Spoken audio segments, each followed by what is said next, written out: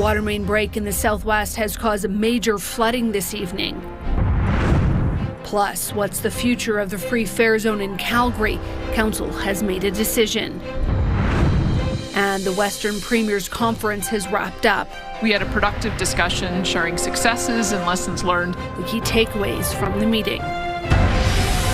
CTV Calgary, local breaking news with Jacqueline Wilson. Good evening and thank you for joining us. A water main break in southwest Calgary has caused major flooding.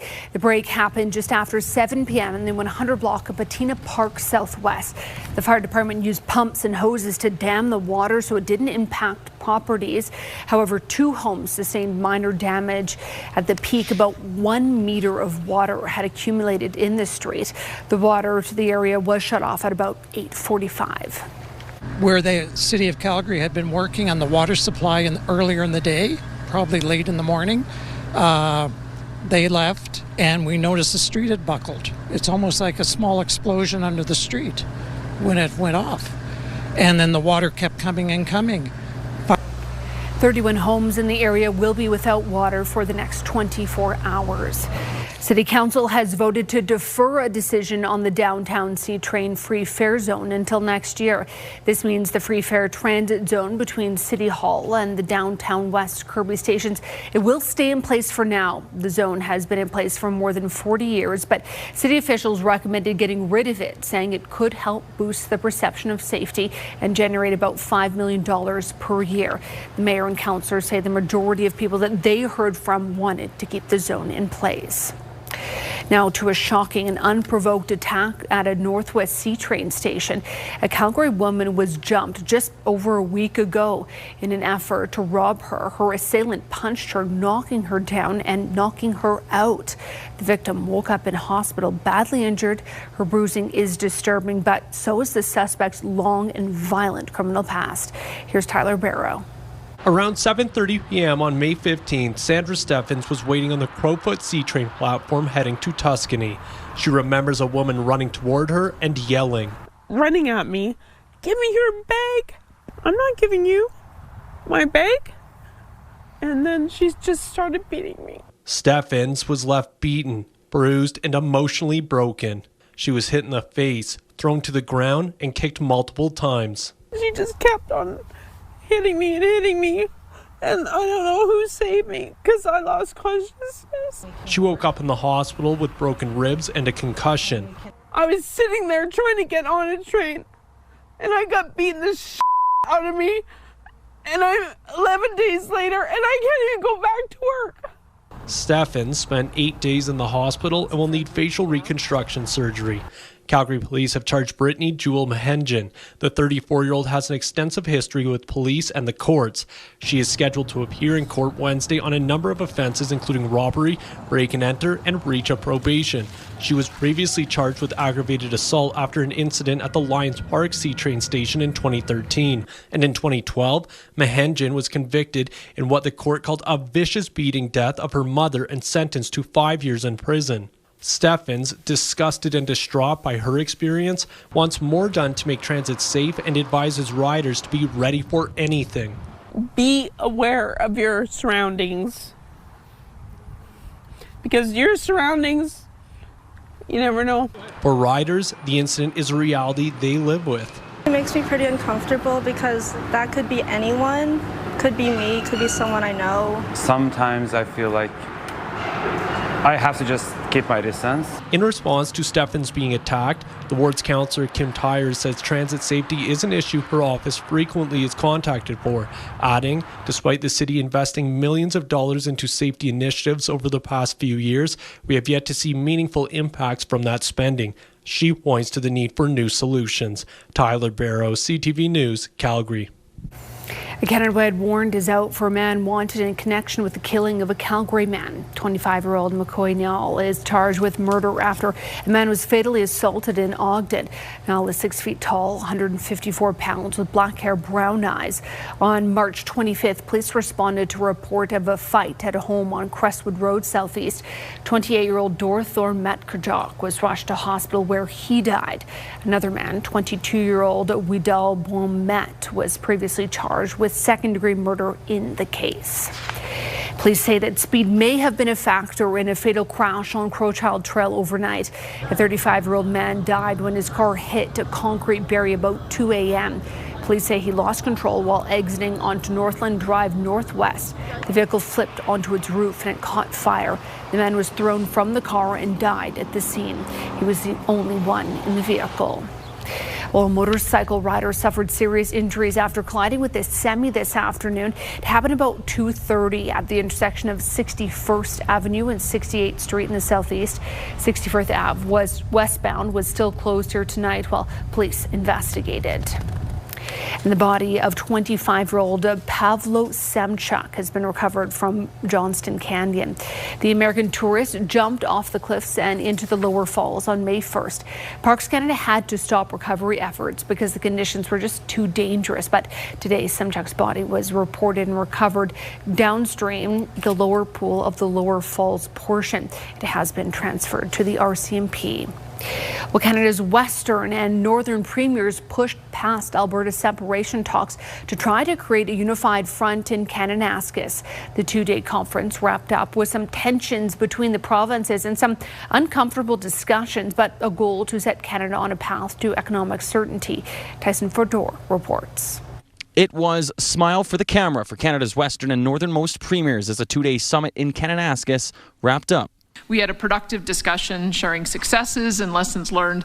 This conference would not include Alberta in the future if Albertans vote in favour of having a separation referendum and the Leave Confederation side wins. BC Premier David Eby and Premier Danielle Smith have had a strained relationship over pipelines and the MOU signed by Alberta and the Prime Minister. I disagree profoundly with Premier Smith's referendum. I think it is a huge mistake. And Premier Smith disagrees with me profoundly about issues related to a pipeline to the North Coast and the North Coast tanker ban. That's okay. And to raise the actions of BC premiers going all the way back to Christy Clark to set up barriers and try to derail our economic infrastructure to the coast. As a sign of a Team Canada approach, Premier Eby gifted the premiers of Yukon, Northwest Territories, Manitoba, Saskatchewan and Alberta with a Team Canada Soccer World Cup jersey ahead of next month's tournament. BC Premier David Eby has railed against Smith's separation plebiscite, calling separatists treasonous. I remain incredibly anxious, frankly. It would be a disaster for the Yukon if Alberta were to leave Canada. 2 weeks ago, an Alberta court threw out a separation petition due to the failure of the province to consult with First Nations on the question, even though it was a citizen-initiated petition.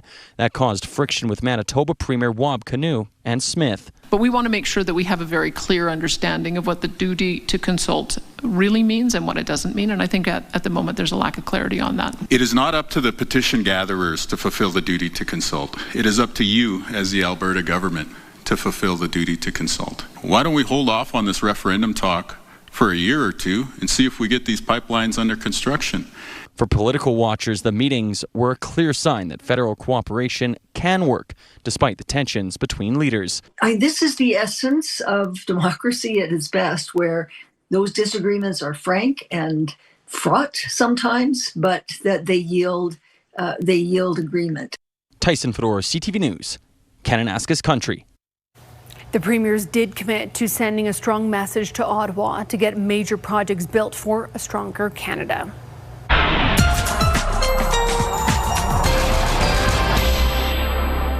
Well, the heat is here, and I certainly wasn't ready for it. I already had my first sunburn of the season. I know, yeah. We were at the beach this weekend, believe it or not. And this is a lot of heat really fast. So drink a lot of water. Make sure you have the sunscreen available because temperatures are just going to continue to build here. If you thought today was hot, wait for tomorrow because we'll get closer to that 30-degree mark by the afternoon. Tomorrow looks pretty stable. There is the chance of an isolated sprinkle in the morning hours.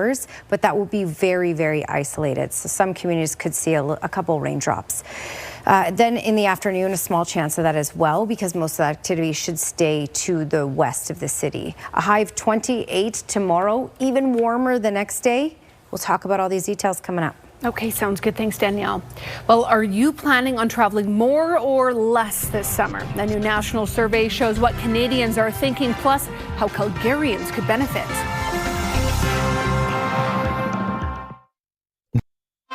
You're watching CTV News, Calgary. Well, Calgary police have charged 2 men following a number of collectible thefts. 4 stores in the southeast were hit last year between July and September. Investigators say the suspects used power tools to get into the stores and targeted collectible cards.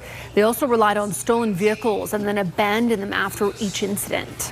Some of the occurrences, they weren't actually successful in gaining entry. However, they did cause significant property damage. And so with that, there were some mischief charges disguised with intent charges, as well as some break and enter charges. Police think they recovered about $10,000 worth of stolen merchandise. Anyone with information is asked to come forward. And a heavy police presence at a rural property east of Calgary today. Calgary police and RCMP officers were at a home near Delacour. Tow trucks hauled away at least 4 vehicles. Police tell us officers executed a search warrant connected to a major crimes investigation, but they wouldn't elaborate. There's no word yet on arrests. And the man who sold a semi-automatic rifle later used to shoot and kill 2 Edmonton police officers has been found guilty of manslaughter. As CTV's Amanda Anderson reports, it's a conviction that's rarely seen in Canada. The impact it has had on our organization cannot be understated. Emotions ran high inside an Edmonton courtroom as family and colleagues of 2 police officers killed in the line of duty heard the verdict. Many cried as the justice found Dennis Okimau guilty of 17 charges, including manslaughter, criminal negligence causing death, and criminal negligence causing bodily harm. The court heard Okimau sold this semi-automatic German sports gun, 80 rounds of ammunition, and drugs to a 16-year-old with a history of mental illness. The investigation was not an easy task, but the dedication of our members and partners never wavered, which is evident in their innovative and meticulous approach to arresting and laying charges. The teen used the gun to ambush police who responded to a domestic call at his family's apartment. He killed Constable Travis Jordan and Constable Brett Ryan. The teen also shot his mother, then killed himself. Before that day, the teen used the same gun to shoot an employee at this pizza shop. When the charges got laid, I was curious as to how it was going to turn out. Criminologist and former EPS inspector Dan Jones was surprised by the guilty verdict. I wasn't expecting the manslaughter. I was maybe expecting the criminal negligence causing death, but I was not expecting a manslaughter conviction. He says it's rare. The last time he can recall a similar conviction was around 2009, when 2 men were convicted of manslaughter for giving a rifle and ride to the man who killed 4 RCMP officers in Marathorpe. I think the systems are starting to get tired and say we need to do something about this, and I think this is a message. In Canada, manslaughter sentences can range from probation to life in prison, depending on the severity of the crime. When a firearm is involved, a conviction carries a mandatory minimum of 4 years behind bars. A date for Okimau's hearing to determine his sentence will be set next month. Amanda Anderson, CTV News, Edmonton. Canmore is moving ahead with new tax structure to help fund affordable housing. Town Council has approved a higher tax rate for many homes that are not primary residents. It's expected to raise $4.4 million this year, which will be spent on measures for affordable housing. The median house price in Canmore is $1.2 million, and vacancy rates are low, making it difficult for the people who work in Canmore to actually live there. A new national survey shows that Canadians are expected to travel less this summer unless you fall into Gen Z, and then you may have plans to hit the road. Moses Waldo is more on what the numbers say and how the Calgary area stands to benefit. Hunter Bratt is wrapping up another year of university and is looking forward to a trip with a group of friends through Canada and the U.S. this summer. We all take one vehicle and we kind of plan our stays, maybe not so much the fancy hotels, but we'll camp instead of a hotel or stay in hostels. Bratt counts himself firmly as Gen Z, and that's precisely the age group poised to travel more this year than older demographics. Part of that is the increased pressure created by social media posts. For Bratt, it's a mix of influences. My parents and people around me are still egging me on while we're young to go out, see the world. You know, when we get older, we kind of suck in the corporate life. While a survey by TD shows Canadians as a whole are looking to travel less this summer, citing rising costs in fuel as part of the reason. One travel expert says it's much more complicated. They do want to travel. So what they're looking at is maybe shorter trips instead of a week, 5 days, maybe staying home, a domestic travel versus going international to Europe or other places. And Alberta stands to benefit, according to Kayak Trends. A new survey is showing the demand for vacations to Calgary is surging. It's in the top 3 most popular domestic spots and actually in the top 10 most popular destinations, up there alongside London and Lisbon. Adrian Simic says the province's diversity, from festivals to nature, is a winning combination. People want to connect with their country and nature, and Alberta really has some of the most beautiful landscapes. Onada Forbes does caution those trying to save a few dollars this summer to remember buying insurance. Don't skimp on it or don't skip it, because it really does protect your investment. As for Pratt, he hopes to enjoy what's out there. I still think it's pretty important that you go out and see other cultures. Moses Wildu, CTV News, Calgary. Well, if you're traveling to Red Deer, then you'll be happy to hear the city is bringing back a trout fishing tradition for the first time in 2 decades. Next week, Bower Ponds will be restocked with rainbow trout. After the Red Deer River flooded in 2006, predatory fish like the northern pike entered the pond, and it essentially wiped out the trout. Now, with some new rule changes, it allows the fisheries to restart. The hatcheries are all certified disease-free, and then they sterilize their fish. So the rainbow trout are natural to the Red Deer River, but if these get out, they won't spread any disease, nor can they breed with the native population. The plan is to introduce about 300 trout next Friday and then more than 1,100 in June. All right, stay with us. Danielle Savoni is along next with her Skywatch weather forecast.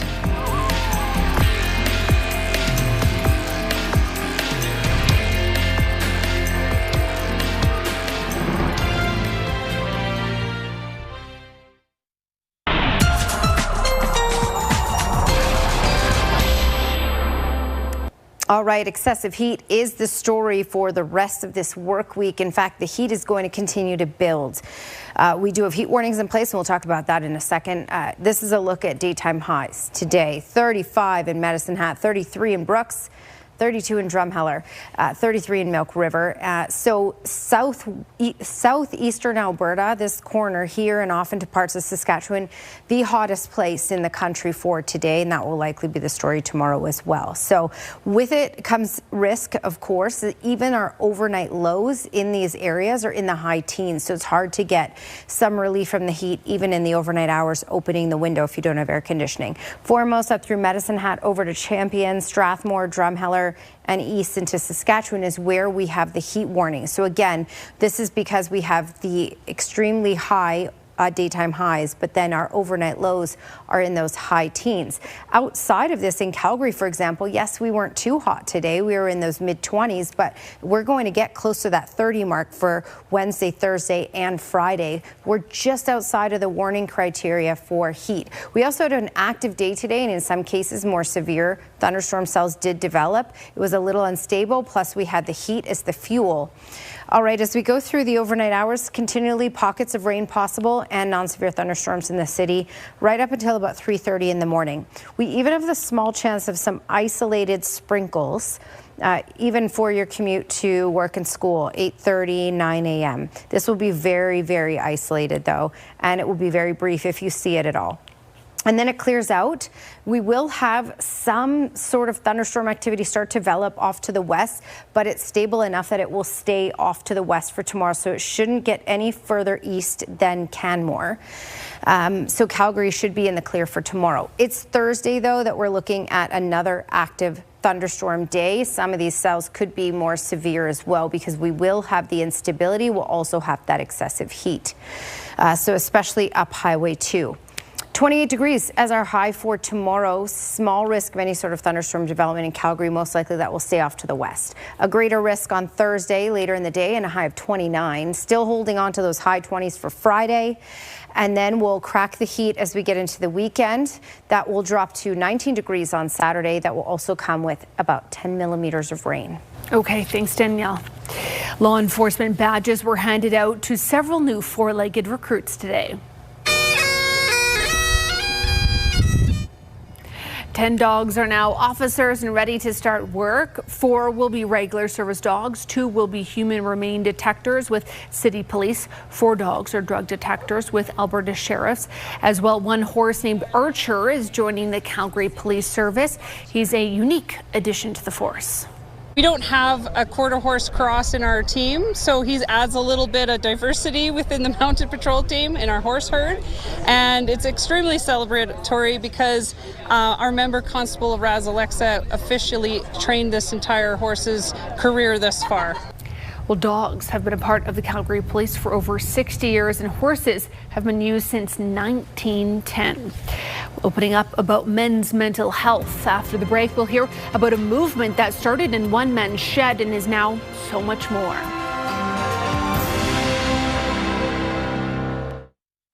Welcome back. When a Calgary man built a beautiful backyard shed and invited his friends over to see it, something unexpected happened. Standing shoulder to shoulder in that safe space, the men started talking about personal issues that they were facing.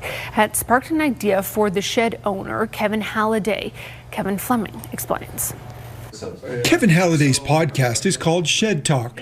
Guests are invited to share challenges they're facing and the impact it's having on their mental health. Halliday came up with the idea after he built a backyard shed and invited friends to see it. Guys would come over and we would just sit down and talk, and we might have a cigar, and then the conversations never went about hockey. It went about fatherhood, about friends, family, and then it started to get deep. And we didn't even realize that conversations like that would actually happen. In addition to the podcast, Halliday started a Shed Talk Men's Night, taking place here every second Wednesday. I invited entrepreneurs, and the idea was with them is that they were able to open up about business, but a lot of them don't open about their families or their personal life. Dennis Agbaya was at that first meeting. He tried therapy, but says it felt more like a business transaction. Shed Talk was something different. We're talking about failures, like divorce and, cheating and all of those sort of things, like they just become real, right? And at that point, you're not ashamed. You're not scared of being judged because you feel supported. You feel like, hey, everyone is here to support me. Delane Bennett is a registered social worker who attends all the meetings. Having somebody who is really trained in trauma and being able to support and help people when they're in those phases, or be able to help them follow up or get them lined up with other clinics, or mental health support is really essential. Agbaya says it was an experience he won't soon forget. That day I felt light at the end. I felt free at the end, being able to share what was going on in my mind. It was beautiful, Kevin Fleming, CTV News, Calgary. What a good idea. Well, thank you so much for watching. Enjoy your evening. Good night.